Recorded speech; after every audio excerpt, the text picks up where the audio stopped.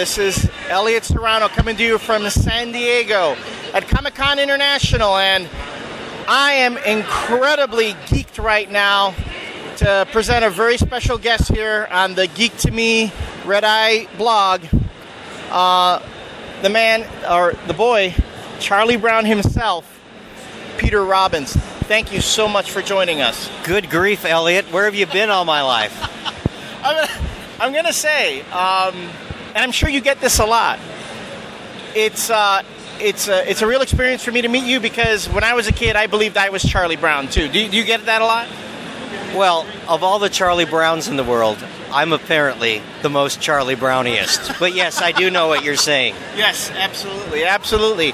Now, you were the voice of the original Charlie Brown, many of the original features that we see on television today.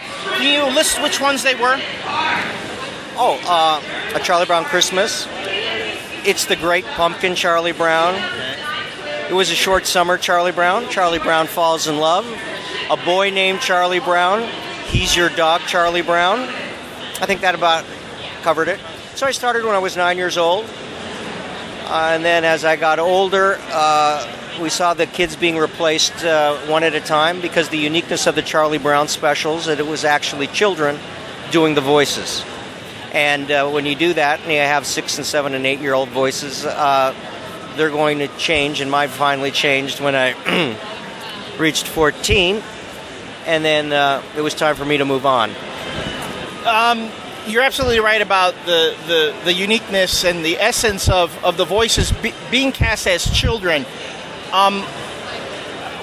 Thinking about those days when you were doing the voices, the voice of Charlie Brown, you're sitting in a studio. Is it really dawning on you then that you are giving the voice to what is an iconic character?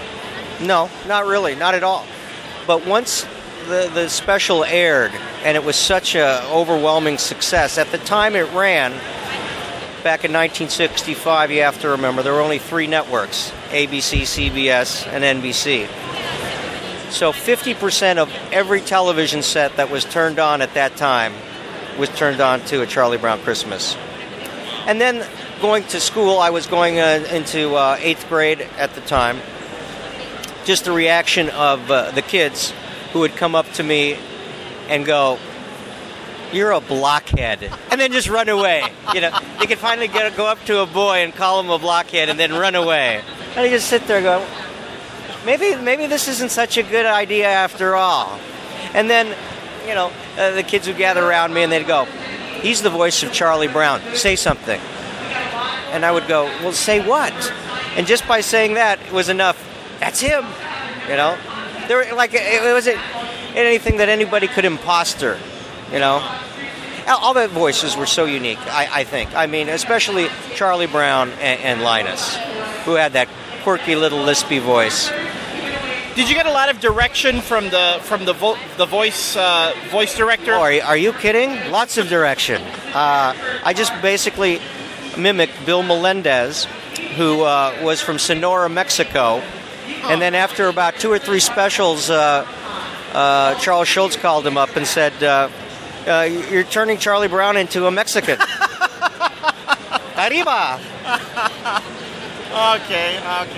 Which in today's day and age wouldn't be good, because they'd think that they were outsourcing Charlie Brown as well. Well, it's funny. I played a role in Universal when I was about 10 years old, where I played a boy named Pedro. And they dyed my hair black, and I put in all this ridiculous makeup, because back then, in 1965, you know, all the roles went to white kids. Right. You know. Well, you've done a lot of stuff outside of Charlie Brown. Like, what other features have you done? Well, I was lucky enough to be in TV shows like The Munsters, Get Smart, where I played Dr. T, F Troop, where I ran away from home. My mother was a widower, to join the troop so I could protect her, learn how to protect her.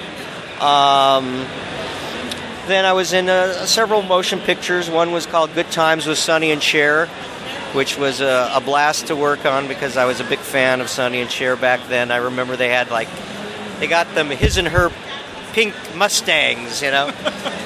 And they were very nice people. and a movie that I filmed in New Mexico called Now Miguel, and a movie that was called A Ticklish Affair that was done with MGM, and it had Shirley Jones in it, and Gig Young, and Red Buttons, and Carolyn Jones from Addams Family. Wow. So in those kind of roles, you had to get up early in the morning, put on makeup, memorize lines, also go to school. It was a breeze doing the Charlie Brown specials because we did them after school. Just drive up to a recording studio, just wear casual jeans, look at a storyboard, mimic the director, and after 30, 40, 50 takes... No, I was known as One Take Robbins. Good grief. I mean, how many ways can you say good grief? Good grief. Good grief. Og! Oh, that was one of my favorites. Og! Og! It wasn't until I actually heard it in the cartoon that I knew how you should pronounce that word that you'd always read in the comic strips. So, is that the official pronunciation of A-U-U-U-U-U-G-H?